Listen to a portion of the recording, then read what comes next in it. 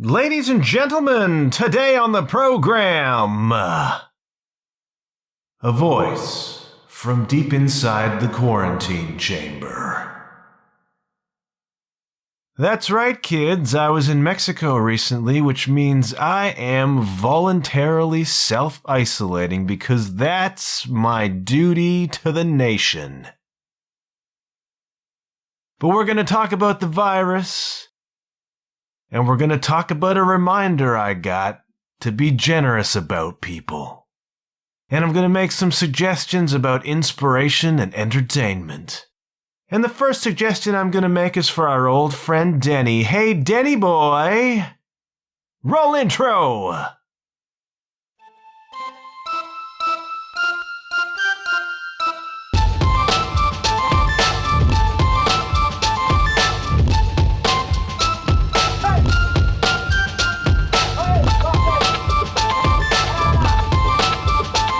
Hello, you're listening to the John Huff Podcast. Oh, yay. It's a bit like being in a movie, isn't it, kids? You know the ones I'm talking about.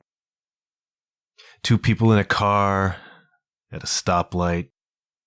One of them reaches down to turn up the radio, and they're listening intently, and the voices are Russian, let's say. You can't understand what's being said, but it sounds urgent, and the two people look at each other, and then there's these smash cuts. More people listening to radios, and the voices are Korean, and the voices are Portuguese, and the voices are Mandarin. And then it cuts to some bar in middle America. It's dusty and it's hot outside, and our hero walks in, and he's Matthew McConaughey or somebody. And he's got blue jeans on, and he's got that rugged masculinity that seems to be required of all American heroes. And there's a bunch of yokels at the bar, right? And they're watching something on the TV. And there's a rusty fan going in the background, and there's sun filtering through, and there's dust everywhere. And they're just about to turn the channel, but our hero, he walks in and he sees what's going on, and he says, "Hey, wait, turn that up." And it's a talking head on the screen, talking about a virus, and we begin to understand what's going on around the world, is that people are hearing these bizarre, strange, vaguely terrifying news reports of this thing that's happening. This thing that's happening. And it's happening everywhere. And our hero knows something that other people don't know. Because his uncle was a super genius and a scientist, like the president's. And he gets that something big is up. And the yokels don't really understand. They think, well, there they go, overreacting again. Put that NASCAR on. Is it time? You've seen this movie. Now it feels as though we're living this movie. Now, I was in Mexico last week, very much separated from the world, and yet very much attached to the world via all of the people who were there from the world. And we heard languages from all over the place, many of which we could not place, but in the resort bubble. Real life is suspended in the resort bubble, where you don't have to clean up after yourself, or cook for yourself, or even get your own drinks. So we were in Mexico, I was with my wife, taking it all in, the sunshine, the surf, the sand, the wind, and, feeling fine. And we knew that this corona thing was happening because it's hard to avoid the news because we're plugged into the social medias, plugged into the Twitters, plugged into the Facebooks. So we see this happening. But again, we're in the resort bubble, so we don't really feel connected to it. And it seems like just another thing, Well, we had the SARS. We remember the SARS. We've had the Zika virus. We had Ebola going around at a certain point. So we've seen this before, but man, when I got home and was back into reality, I would say, back in the real world for less than an hour by the time I started feeling slight pangs of anxiety. Now, we had heard about the run on TP, and we had seen the memes about that, and we thought, okay, that seems a little bit panicky. That seems a little bit strange. I'm not sure why everybody needs all the toilet paper for a virus that doesn't seem to have much of a gastro side to it. But hey, we'd been in the resort bubble, you know? And yeah, just driving down the street and you turn on the radio and you begin to hear what sounds like a chaos, what sounds like those movies I was just talking about. Like, global stuff is going down, and instantly, the world seems to lose its mind. And man, the anxiety that I began to feel, which was mild, but you know, I'm capable of running away with these things. I'm going to talk in a minute about the stories we tell ourselves. And, you know, it's very, very easy to begin telling yourself that story too. And then you begin to see there's a run on toilet paper, and then rumors start circulating because we're so connected now, because communication is so fast now. Communication tends to be ahead of facts anymore even, but you begin to hear, well, supplies are running low of this, of that, of the other thing. And then you begin to see people posting on Facebook, I went to the grocery store and this is what's left. And it's a bag of spaghetti that's torn on one side, and no bananas. No bananas. And I think people get panicky as a reaction to other people getting panicky. I think we are social creatures. We are affected by each other. And this starts the snowball, kids. And I began to feel that just listening to the radio coming back from the airport. It was scary because in a certain sense, this is unprecedented in our time and in our world. And if you hear banging in the background, that is not the zombie apocalypse. It is my cats upstairs who are playing or fighting, blissfully unaware that human society is shutting down. And these headlines start coming fast and furious, man. The sports teams are going to play to empty arenas, and then like 20 minutes later, sports teams are canceling everything. And this is canceled, and that's canceled, and the other thing is canceled, and this tour is canceled, and that tour is canceled, and we're not going to do X, Y, and Z. The Junos are off. I lost a gig today, and you know there's a European tour on the horizon that is now 100% in jeopardy. And I'm not calling this an overreaction. I'm not qualified to do that. But what I am seeing is that all of this, I think, not exactly inflammatory, but triggering kind of headlines, all these bits of information coming at you left, right, and center. It's like 9/11. Do you remember 9/11, kids? I was sick home from work that day, which raised a little bit of suspicion at the office. That's an aside. But I just remember sitting on my couch, watching this unfold in real time, and man, oh man, the news ticker was bananas. It was out of control. There was just information flying by left and right, up and down. Feels a little bit like that now. And again, I'm not saying that it's bad. I'm just saying that the level of intensity and the level of kind of rolling panic, the snowballing panic, affects people. It affects the energy around you, and if you're a person like me, it affects you. So I begin getting jumpy, and I'm thinking, oh, do I need toilet paper? I don't know. Is there ever going to be more toilet paper? Are the toilet paper factories going to be shut down? And therefore, there will be a global shortage of toilet paper, and anybody who's got some can sell it for $100 a roll. And maybe there's a sideline there. Maybe these are supplies I should be getting ready to go all contraband with. like a pirate, like a blockade runner, like a scallywag. So I get it. I get it if people are amped up because we feed off of each other, and increasingly we feed off of what we see on social media. We feed off what we see and hear on the news, and so far, it's pandemic pandemonium. Some of us are trying to keep it in perspective, but there's a little voice in the back of your head that says, what if it all collapses? And I think that's what we actually fear here. Most of us don't actually fear getting the virus because we know from what's been presented to us that if you're reasonably healthy, the virus is likely not going to hurt you all that much. You'll be sick for a while, maybe, but not really fatal. Now, obviously, there are certain groups of people who are extremely vulnerable to this, and the whole concept behind shutting everything down is we're limiting our own access to the virus so as not to pass it on to those vulnerable populations, and that is all well and good. Well, I think what people really fear, I think why people are stocking up on the toilet paper, is the breakdown of systems.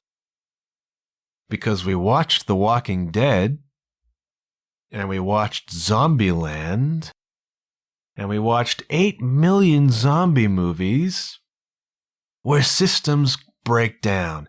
And where the systems break down, we become animal pretty quick. And when we become animal, well, that's when stuff really gets real. And I'm a little bit nervous that people are going to go rogue here. If this becomes even more intense, if there seems to be like a doomsday kind of attachment to this, like think of Black Friday. That's when people are happy. That's when people are excited.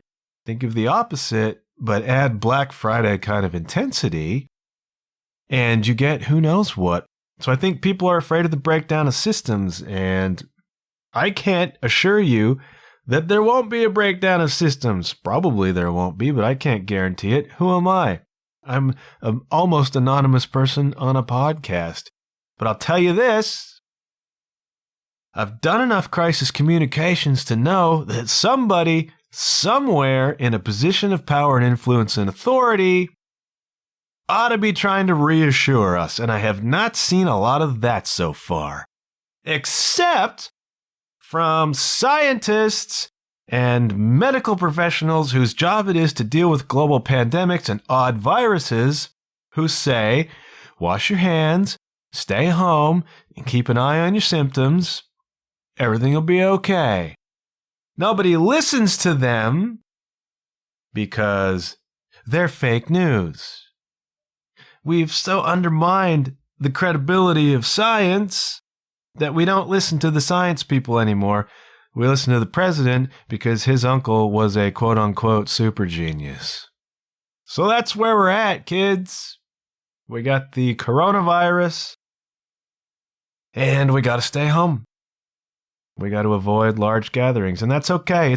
It's a bummer, and I almost feel sorry for Liverpool and fans of Liverpool who are probably just a couple of games away from being crowned Premier League champions, but what are we going to do if they got to cancel the Premier League season? Oh, well, that's a hardship, isn't it? Anyways, I ain't no doctor, that's for sure.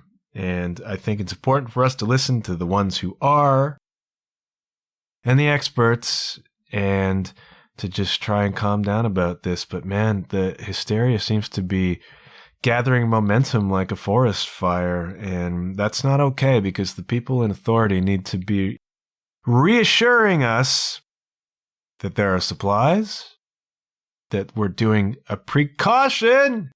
We're not shutting everything down because we're all going to die. We're shutting everything down to restrict the spread of a contagion so as to ease the burden on the healthcare system, right?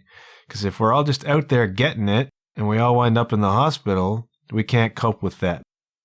If we restrict the gatherings, we slow the rate of infection, and It's a trickle of people, perhaps, into the healthcare system rather than a flood. We can handle trickles, we can't handle floods.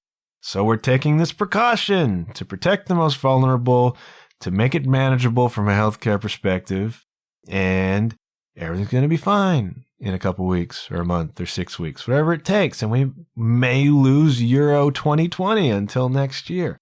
We're going to have to deal with that. We may have to lose the National Hockey League season. And I am 100% disappointed because I feel like my Montreal Canadiens were about to go on a run, get that last wild card spot, come into the playoffs, guns blazing, maybe win that thing. So, hey, I saw that coming. It's going to hurt to lose it.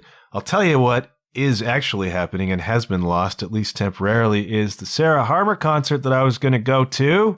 And that sucks. But that's what we got to do right now. So everybody just calm down. I'm going to try to calm down. I'm not going to let it get to me. I'm not going to go all doomsday. I'm not going to start building a bunker and filling it with toilet paper. People are hoarding water, I heard, and there doesn't seem to be any threat to the water system. But again, what do I know? What do I know? Now, the way I'm looking at this, and this is a little scarier, kids, because we know that Corona is not a huge threat in terms of death rate for most of us. And I'm not minimizing that. Don't get me wrong. For most of us, this thing will be an illness that's manageable and we all get better and it's okay. So far. Again, we're at the sharp edge of this thing. We don't know what happens. Maybe it mutates. I don't know. But from where I sit, we know that this thing is not going to kill most of us. But I'm looking down the line here. And I'm thinking about what happens when something comes along that will kill us. This seems inevitable to me, kids.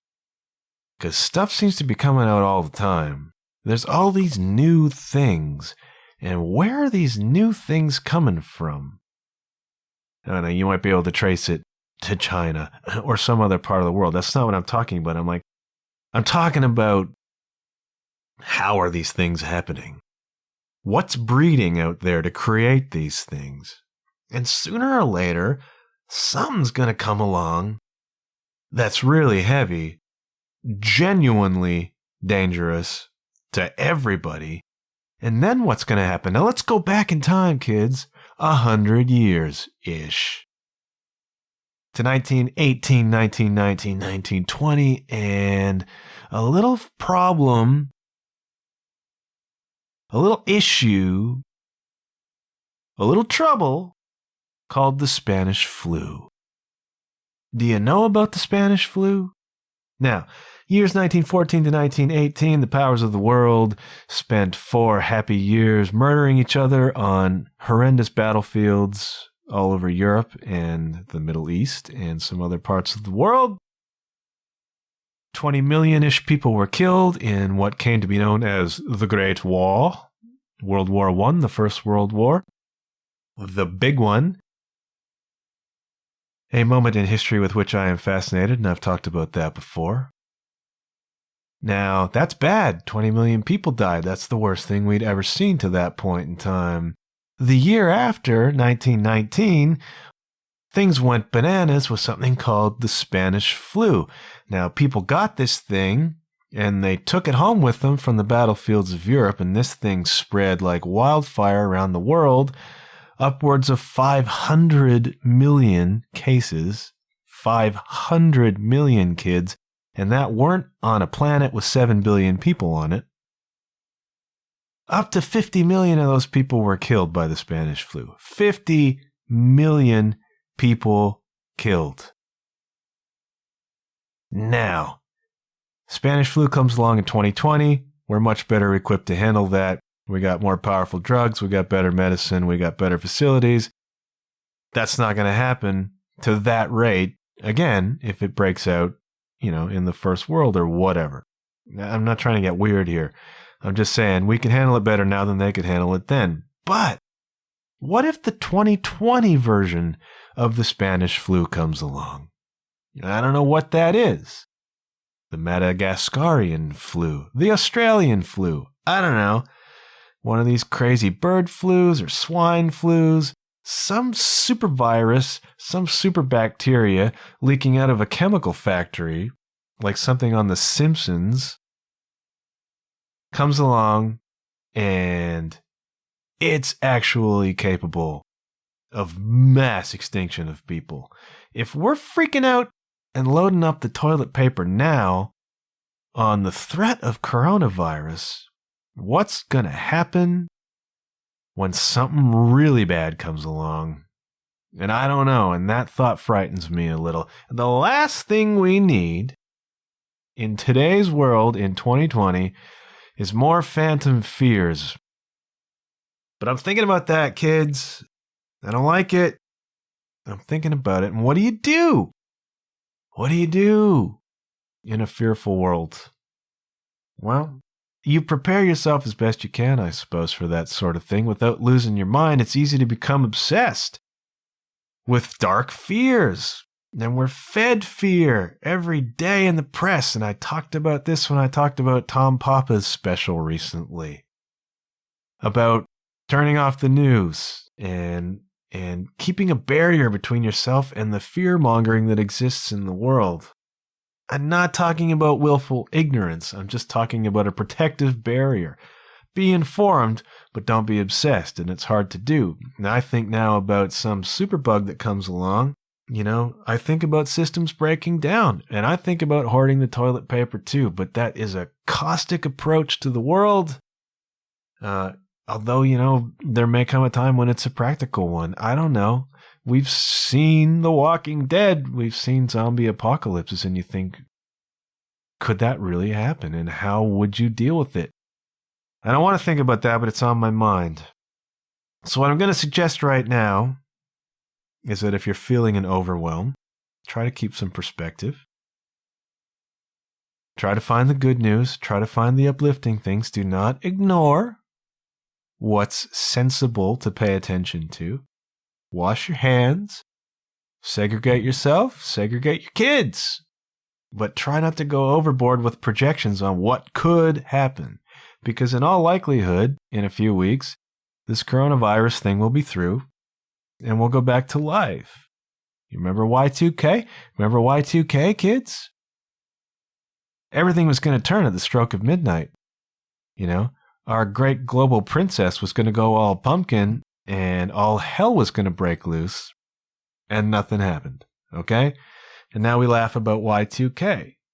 And I'm not saying that down the line something might come along which ain't a Y2K and which is a real thing. But it's important, I think, not to obsess about that. And it's hard to do when you're filling yourself with the bad stuff in the world all the time. So try your best not to do that. I will try my best not to do that. And, consume things at a higher elevation. Consume uplifting podcasts, especially if you're one of the people who's going to be stuck at home for the next 2, 3, 4, 6, 10 weeks because we've got this social distancing happening. This is an ideal opportunity to immerse yourself in something positive, something that makes you laugh, good music, good podcasts. I'm trying to present one of those here, and though I feel like talking about a superbug and the Spanish flu, I'm probably creating more fear than I'm eradicating. But I want this to be uplifting too.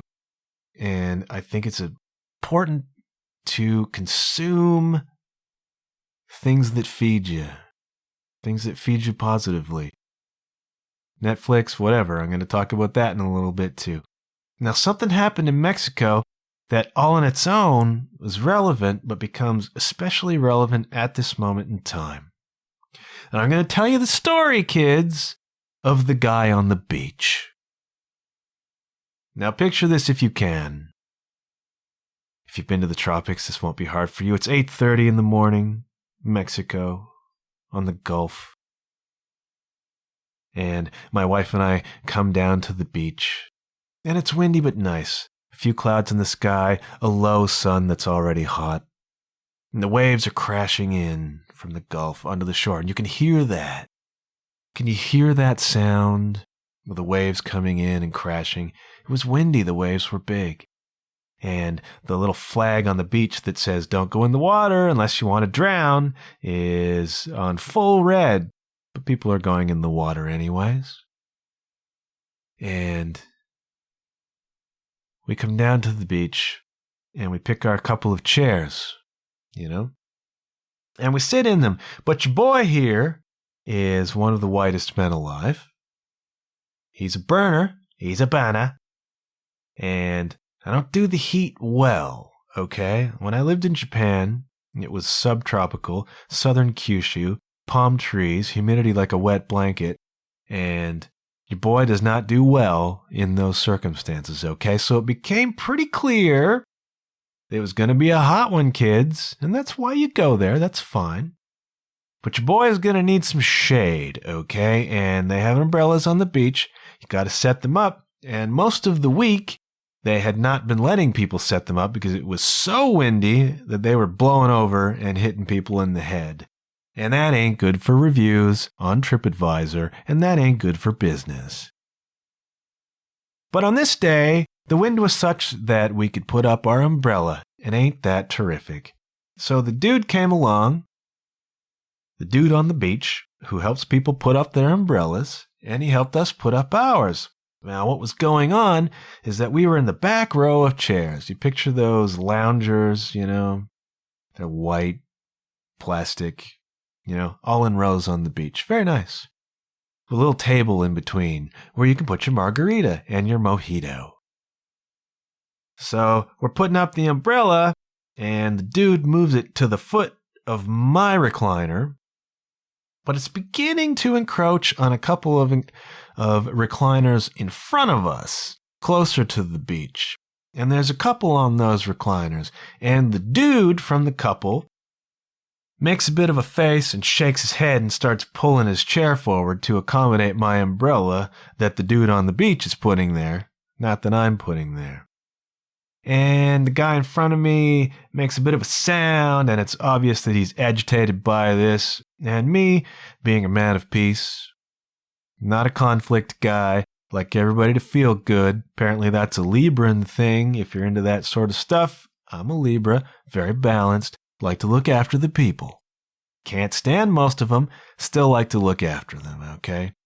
So I says to the guy, hey, don't worry, man, we're going to move it. It's okay, don't worry. And he says something to me over his shoulder, and he looks irritated. And then I'm the sort of person who's going to feel bad about that because I take things personally and I feel responsible for everything, and that's something that I have to work on in my own life. And so we put up the umbrella. I move it as best I can to accommodate him. He's still in the sun. He's golden. He's good. He's going to burn up nice and red. But I'm feeling bad now because something I was connected to irritated a person. And we sat there for a while, and then it was time to go get a drink maybe. So up we get. But in my head, the story is starting. Now, I talked a couple minutes ago about the story we tell ourselves, right? And the story I'm telling myself is that dude is a jerk, right?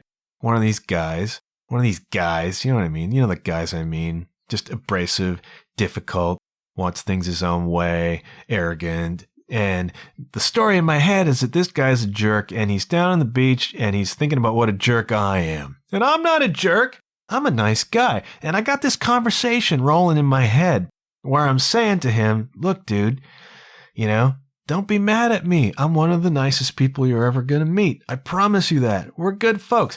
And I got this story rolling. Keep it rolling. That is rolling in my head the whole time. And I'm creating this story. And the story is creating the anxiety. And I got this default setting where I don't see the best in people. That is not to my credit, okay? That is a weakness of mine, all right? And it's gotten me in trouble. And it's an anxious way to live your life because you instantly see everybody as an enemy or a potential threat. And 99% of the people on this planet are not an enemy or a potential threat. They're good folks like you and me are, okay? But I got this story rolling in my head, and I'm making it out. I'm making a character assessment on this guy based on 2 seconds of information with no generous thought about what his reaction may actually have been or where it comes from. This is not to my credit, kids, all right? This is a weakness of mine. So eventually we go back down to the beach, sit in our chairs, and the dude and his wife are up in the water, okay? And I watch them come walking back, and the story is spiraling. Oh, they're talking about me. They're talking about that jerk who ruined their vacation by putting up his umbrella. And I'm getting all anxious. And I'm seeing him as hostile, seeing him as the enemy, seeing him as the problem that's going to ruin my whole freaking day. This is not to my credit. So then the guy comes walking up. And he walks past his chair and he walks right up to us. And he has the softest look on his face. And he says to us, I'm paraphrasing, look, guys, sorry if I was rude just now. That's not me. I didn't mean to come off that way. If I did, really sorry. We had a really, really rough day yesterday, and we're just kind of tired and trying to recover. And this is his word. Now, I know I didn't mean to come off like an asshole. That's not what I am. So I'm really sorry. And so suddenly, biggest jerk in the world, who thinks I'm the biggest jerk in the world, is actually a really sweet guy. And there was a moment of weakness there. And he didn't even do anything that was egregious. He just had a sort of annoyed look on his face. It was nothing. But it turns out that was a second in time, inspired by him having not been at his best. And he was a good enough and a character enough and a sweet enough guy and had enough charisma to come and apologize to us for something that most of the people would say wasn't even worthy of an apology. And what does that show us, kids? That the story in our heads creates our world.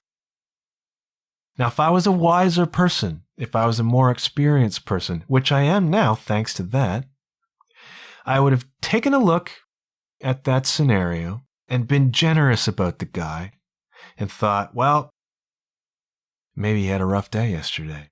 Maybe he's just tired. Maybe this was just a moment, has nothing to do with me or that umbrella or anything at all. Maybe he and his wife just got the worst news of all time. Right? And you cut the person some slack. And you see that person not as an enemy, not as a threat, but as another human being. With a human being's set of problems and a human being's set of reactions. And you cut them some slack. I'm not good at cutting slack, folks. All right? It's a lesson I've had to learn. And it was illustrated to me in the best possible way because I could have made life difficult for him if I was so inclined. That's not my style. I'm not one of those people either. But I could have created an enemy right there and escalated that. And who knows? And then been all ramped up with cortisol and anxiety and adrenaline all day. All week. So it goes to show you that you've got to be generous about people. It goes to show me that I do. And who knows who you're alienating by not being generous about people. All right? And I got other stories about that sort of thing where it's proven to me over and over and over again that you should cut people some slack. And why it's relevant now is because there's a pandemic causing pandemonium. And we seem to be teetering just on the edge here of a kind of chaos. And what's really required is for people to pull together. Now, this is a time of division. All right. Look at red and blue in the States. Look at conservatives versus liberals up here in Canada. Look at Brexit. Right? Look at Arsenal and Tottenham. The divides are deep. Okay? But we're at a time right now that is going to require us not to look at everybody else as a threat or an enemy, taking the last roll of toilet paper, but as another human being with a human being's problems and a human being's reactions. And we're going to get a lot further if we are generous about that. This is a lesson for me too. Everything I say on here is about me too, man. And I think it's important. And I think that's a timely illustration. So when you're out there in the world, wrestling over the last ripped open bag of spaghetti at the Walmart until the truck arrives tomorrow, try to see other people as your allies. Try to see other people as good. I've never been good at that because I've always been threatened by other people. That is a weakness, okay? Try to see other people as good. I will try to see other people as good as well, okay? And we'll get through this coronavirus thing. And we'll be better prepared for whatever comes along next time. All right? Remember the guy on the beach. He's a good dude. I'm a good dude. Most of us are good people. Try to remember that in all of this chaos, okay? Now, as I said before, it's time for uplifting things. It's time for positive things. In these times when there seems to be chaos and fear and threat, the thing to do is to go inside. The thing to do is to raise your game. The things to do is to consume positive and uplifting things. And I'm going to point to a couple right now. Now, I've spoken before on my podcast, and I've done in some of my blog writing about the great and powerful Geoff Thompson. And if you've been paying attention, you know that Geoff Thompson is a man who was formerly intensely violent, nightclub doorman, street fighter, martial arts expert who was big on the martial but not so much on the art, and created for himself an enormously violent, dangerous world. And he thrived in that violent, dangerous world until that violent, dangerous world shrunk him. And he found himself living in a time of increasing consequence. And this 10-year roller coaster of violence led him to a night when he thought that he killed somebody. And it came into sharp focus. And he's a man with a wife and a family and aspirations to be a writer, right? To make the most of his potential. And he did that. Okay? He eschewed violence. And he threw away the books about violence, the videos about violence, the weapons in every room of his home to protect himself against a world that he saw as a threat. And went out and lived and became a threat himself. And he turned himself into a guru, and he started reading the ancient texts, and he started getting into understanding himself, meditation, personal development, personal growth, spirituality, became an enormously powerful human being. And I don't mean physically. He had the physical. I'm talking about gravitas. I'm talking about self-assurance, compassion, humility, a powerful human. And he began to publish books, and he began to write screenplays, and he won a BAFTA, right? And he had a really great podcast called the Geoff Thompson Inspired Podcast, which I don't know if you can find out there still or not. He became an utterly different person than who he was before. The power that he used for bad, he began to use for good, right? He's been an enormous inspiration to me. I've learned an incredible amount of things, of stuff, of practical stuff about spirituality, about confidence, about growing into your dharma, right? Your potential, your reason for being. I've learned a ton of that from Geoff Thompson.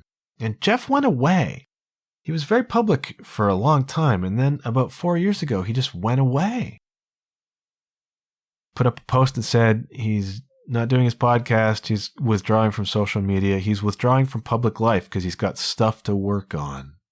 Nobody knew quite what that meant, or quite how long that would last, but he just went away for 4 years, and he recently resurfaced, okay?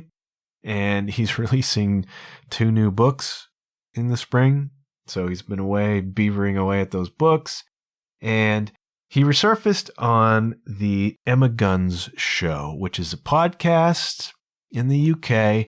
And if you're looking for inspiration and man, you got time to kill, and you're looking for wisdom, and you're looking for knowledge, and you're looking for a better way to interact with and understand the world you live in, outside and inside, go to Apple, go to wherever you find podcasts, find the Emma Guns Show, and look up the most recent episode, which features a 2-hour or so interview conversation with Geoff Thompson, talking about the lessons he's learned, talking about the last 4 years of his kind of public life sabbatical, and be inspired and learn from people way smarter than me, people with way more experience than me, people with way more wisdom than me, about how to understand yourself, how to see the world. It's so inspiring, it's so positive, and it's so practical. So go listen to Geoff Thompson on the Emma Guns Show. Go look up Geoff's books. You can order them online. I'm pretty sure if you go on YouTube and look up Geoff Thompson Inspired, you can still see all of his episodes. Dude, I listen to these things all the time.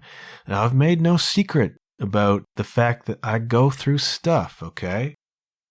I go through drops. I go through anxieties. I go through, occasionally, depressions, and they get pretty dark. And the voice of those depressions for me, the voice that gets me through those depressions, is Geoff Thompson's voice. I have on my iPod, which still works, kids. It's like 12 years old, my little iPod Nano or whatever it is. Probably 20 or 30 episodes of Geoff Thompson's podcast. And these are just little talks he did, just him and the camera. 10 minutes, 30 minutes, whatever. Very short, very wise. And I just listen to him on repeat. And I just try to absorb that wisdom, and it lifts me out of these dark places because it begins to get you thinking about things differently. Begins to get you turning into your fear. Geoff Thompson was a fearful man. He was abused when he was 10 years old.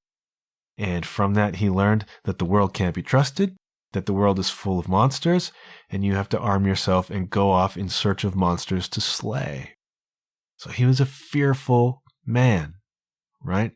And so he talks a lot about how to have courage, about how to turn into your fear, right? How to use it as fuel, how to use it as energy, how everything is just emotion. And what we fear is fear itself. You know, we have nothing to fear but fear itself. There's a reality in that. I'm still learning it. I'm still beginning to understand it. Go listen to Geoff's stuff. And if you're facing fear about coronavirus or the breakdown of systems or anything else in your life, go listen to Geoff. Go learn from Geoff. Go read Geoff's books. And you will be uplifted and you will learn things and you'll begin to understand your own power and how to exercise it in the world, outside and inside, all right? So that's my recommendation. Kids, Geoff Thompson on the Sarah Guns podcast. Now, if you're not ready to go there, you want something a little less metaphysical, I suggest Marc Maron's new podcast, End Times Fun, which seems very appropriate, does it not? But the thing is, it's really poor timing for Marc Maron, unfortunate timing, that he's sort of talking about this end times stuff, end of the world stuff, or these fears that we have about that sort of thing. And it drops just as coronavirus hits, and we begin to have kind of a sneak preview of what all of that might look like. And he didn't get a chance to talk about it, which is too bad. But I'm a big fan of Marc Maron's stand-up comedy. The original episodes of this show were a little bit modeled on Marc's WTF podcast. I really like his stand-up. He has a new special out, End Times Fun. Go have a watch on your Netflix. But I gotta warn you, if you're a bit sensitive about certain things, if you're a little bit squeamish about blasphemy, you might want to tread carefully with Marc's special because he gets into some of the religion stuff that certain people are going to be turned off. Certain people are going to be ready to go off in search of monsters to slay. So just tread a little bit carefully. But we're all adults. All right? We can see the humor in things. We can see the wisdom in things. And Marc Maron's one of those guys who, in my mind, has another level to his stuff. There's a deeper message here. There's a deeper wisdom here. So if you need a distraction from what's going on out there, go laugh a little bit with Marc Maron, okay? And go consume everything that Maria Bamford has ever done. Maria Bamford is my current favorite comedian, and you should go listen to Maria because Maria is really, really funny, really, really out there. So, if you want even sort of less metaphysical than Marc Maron, you might want to dive into Maria Bamford and just laugh at absurdity, because absurdity is fun. And man, there's a lot of absurdity happening out in the world right now, which is a lot less fun. So go get Maria's absurdity, which is more fun, okay? Now I got one more thing, kids. Somehow we've gotten to 45 plus minutes on this thing, and that's enough. That's enough, because you're probably getting sick of hearing my voice. Dr. Sandra Lee, Dr. Pimple Popper. That's a dangerous thing to say if your pop filter's not in the right place. Dr. Pimple Popper, do you know her? Do you know her TV show, which is on TLC, I want to say? She's like a dermatology person, and her job is squishing and removing cysts and insane, out of control acne, and not for the squeamish, man, but there's something. Those of us who are drawn to that kind of thing are horrified and cannot look away from Dr. Pimple Popper, okay? Some of the stuff that comes into her office that needs to be, shall we say, expressed is absolutely awful, but so satisfying. And I can't describe it any other way. But she has also been a guest on the Emma Guns show. And via that, I kind of found my way to the Dr. Pimple Popper Instagram feed. And if you want a daily dose of absolute grotesque, horrific, but you can't look away medical stuff, go look at Dr. Pimple Popper. And I'm telling you, if you're into this thing and there is a weird, it's compelling in a strange way, if you're drawn to that, you will love it, and it's awful, okay? And that's what I'm going to give you. I know people like my wife, for example, couldn't handle it. Nope, not for her. Doesn't need to see that stuff. And the rest of us are just like glued to it. Like, I can't believe what I'm seeing right now. I don't ever want to see it again, but I can't stop seeing it right now. It's amazing. Go check that out. Marc Maron, anything Geoff Thompson does, anything Maria Bamford does. Uplift yourself. Lighten yourself. We will get through coronavirus and we'll be okay. And, whatever it takes to elevate your frequency, whatever it takes to just feel a little bit lighter, a little bit happier, consume that positive stuff, kids. And I'm going to stop rambling now because it's been 48 or so minutes of it. I want to thank you for tuning in. I want to thank you for supporting the podcast. I want to thank you for being okay with the solo episodes. And man, if you got a couple weeks where you're home from work, home from school, wherever, there ain't no hockey to watch. There ain't no soccer. There ain't no nothing. So get caught up on all those back episodes. Let me know what you think. Let me know if there's stuff you want me to talk about. Let me know if you're in any way inspired, if you have questions, if you have concerns. I want to know that too, man.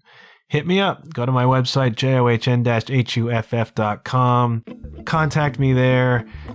Take care of yourself. Take care of each other. I sound like Jerry Springer right now, which is not my intention. Elevate your frequency, kids, and I will catch you on the next one. Bye for now.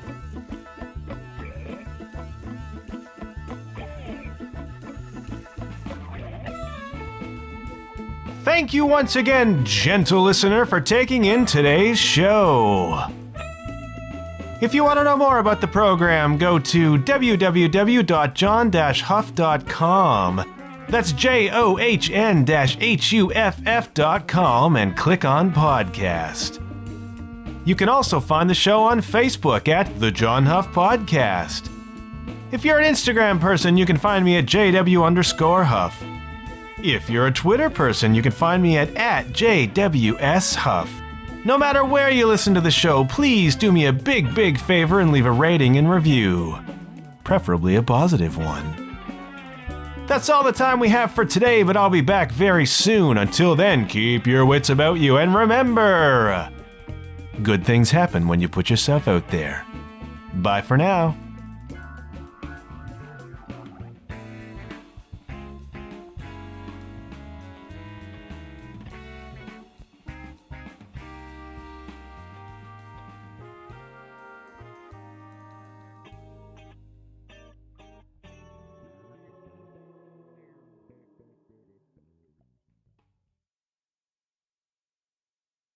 Remember, children, keep calm and social distance on.